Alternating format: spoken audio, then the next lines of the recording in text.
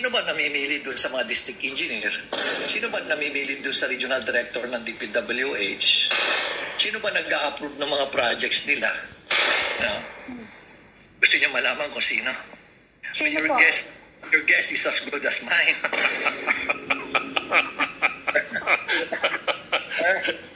Your guess is as good as mine. Hindi naman si Secretary Bunuan na nag-a-approve niya. Imili. Alam na natin kung sino namimili. Sino namimili, yun ang kasapwat nila dyan sa mga kalokohan nila. No? Kaya makikita mo, napakaraming mambabatas ngayon na kontraktor. Diba? Yes. Hindi pa kontraktor, supplier pa. Kaya sabi ko, triple whammy. May porsyento na, kontraktor pa, supplier pa. Kaya nga, ang joke ngayon, among the contractors, wala na raw SOP. Wala na raw SOP. Kasi sila na yung... Hindi na kailangan. Sobra, no? Hindi na kailangan ng lagay kasi sila yung... Kung mga pinapanggit nila is, wala ng SOP o kaya for you. Yun ang words nila mga words nila, mga phrases nila, for you. Bakit for you? Para sa kanila na lang, puros sa kanila na lang lahat. Kaya oras na lang. May lumabas dito yung sa 7-7 scheme sa pamamahagi ng ayuda. What can you say about this? Because we understand na kahapon yata doon sa Committees on Ways and Means, chairperson na si Congressman Salceda, parang sinasabi niya na wala siyang nalalaman tungkol doon. Mayor, pwede niyo po bang bigyan ng reaksyon ang bagay na ito? Well, siguro si Congressman Salceda siguro has his reasons to deny it. Hindi ko rin alam kung talagang hindi niya talaga alam o alam niya. Pero intindihin na lang natin siya siguro. Ito kasi yung every time you attend a joint sortie of the Speaker, every congressman gets 7 million AIX, 7 million MAIP, 7 million tupad. Pero yung AIX, pwede mo i-convert into AKAP. So, that's 21 million. Kung dalawang sortie ka, edi nakatanggap ka ng 42 million pesos. Ay 42 worth of all these services. Funding pala. Kaya kung naka-apat ka, isipin mo yan, 84 million yan. So, paano kung naka-anim ka? Ang laki na, 126 million. Kaya lang, dahil dumami nung nalaman ng ibang mga congressman na ang bawat sortie pala, sama tayo. Dumami ang gusto mag-avail. So, niligay na lang sa apat na lang. So, 84 million. Napakalaki na rin. Paano nila nadidisperse yung ganyang pera na kumbaga parang ganun na lang ba yun? Pera ng bayan yan eh. Pag-aari ng bayan yan.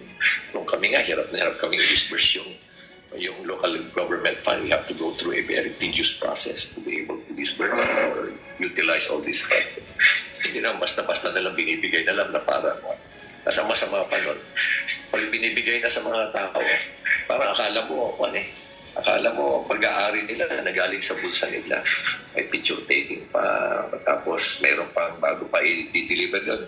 Lahat ng kandidato doon sa partido, magsasalita pa sa mga tao. So, ano ibig sabihin yan? It's an election fund. Nakakalungkot isipin na gano'n ang ginagawa niya. At pinaghirapan niya ng tao, binabayaran niya ng mga taxes. Kaya kailangan talagang ayusin na. Patuwa naman ako dahil inaayos naman ni Secretary Rex Gatchalian. Pinagbabawal na. At the same time, pati na rin si Presidente, talagang naalarma na rin. Kaya nga, bago i-release yung AKAP pa na 26 billion this year, magkakaroon na talaga ng matinding provisions or guidelines.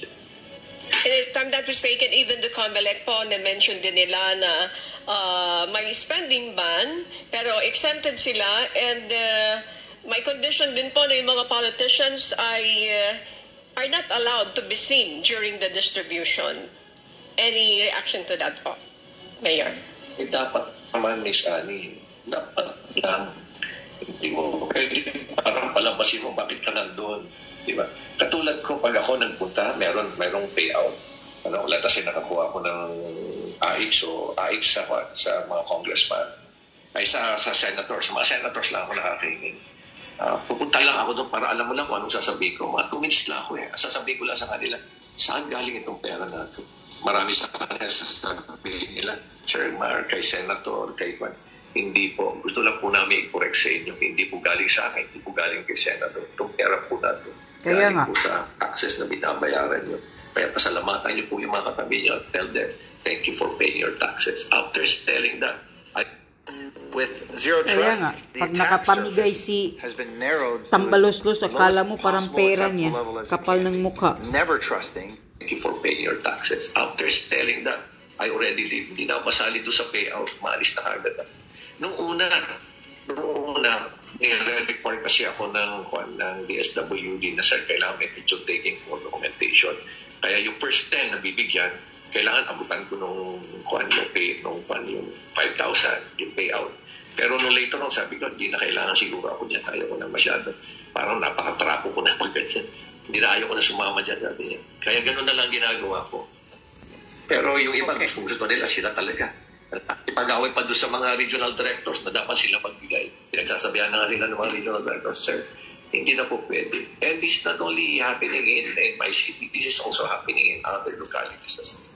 Pagkakakitaan, kaya po konti na lang ang kinikita ng mga contractors eh. Kaya nga, paano yung ginagawa? What are you going to do about it? Wala sir, substandard. Malabnaw yung konkreto. Yes, ganun ang gagawin namin. Ang favorite na projects nila para kumita ng malaki. Kasi ang favorite na projects ng mga politiko ngayon, para talagang malaki yung porsyento nila na kayang umabot ng 40%. Yun, yung rock netting. Yan. Binanggit nga na yung rock netting, pero kaya nga, yung rock netting. May rock netting ngayon sa Cannon Road. Pero sinasabi sa akin, dininto na raw rock netting. Second is yung road opening. Third is asphalt overlay. Extend na nila ng maraming beses, kukunti lang para hindi bumagsak doon sa bago ngayon na kwan is 4 millimeters na lang yata, 5-6 millimeters, gano'n. Hindi nila palit ng palit. Palit. Tapos yung, of course, yung flood control, malaki yan. Napakalaki yan. Kasi nga, kalukuhan sa dredging at doon sa ship piles. So another is yung cat's eye. Cat's eye, nasa akin. Cat's eye. Akin yung dupa na bawat piraso niyan is nasa 11,720 ang dupa niyan, detailed unit price cost. Oh dear. Dupa. Bawat piraso niyan. Detailed unit price niyan is 11,720. Pero actual cost niyan, including installation at lahat, is 1,800. Oh dear. Binili nila is millions and millions of pieces ang binili. So, per million, 1 million. 8.9 billion. Siguro, kung talagang may freedom of information tayo, talagang malalaman mo kung ilang millions ang binili. Now, another is yung roadside barrier. Yung roadside barrier, yung pabilog, yung ori. Yung bawat presyo niyan is yung sa dupa na tama-tama nakakuha ko ng detailed unit price analysis. Ang bawat presyo 121,330 pesos. Isang piraso. Per meter. Oh my goodness. Per meter. Ang pira ang kanyan. Alam mo ba kung ilan ang kanyan? Ilan ang totoong presyo niyan nung kinontak namin yung isang supplier sa ito yun, sinasabi ko sa inyo. Yan. Oh, yeah. Okay. Yeah.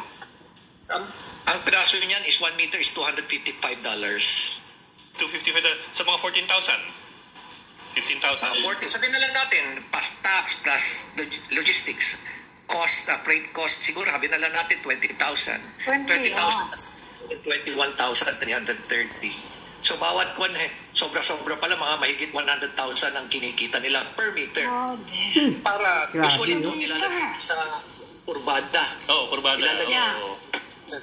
Pero tingnan niyo itong ginawa nila. Ito yung cost. Ito yung cost na $255 per meter. Oh dear. Pero para mas marami silang ilalagay, ito pati ito, nilagyan. Tingnan niyo.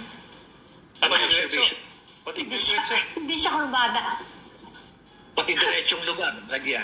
Hindi siya kurbada. And hundreds of kilometers na nilagyan yan. Hundreds and hundreds of kilometers. Can you just imagine, per meter, it's 100,000 pesos.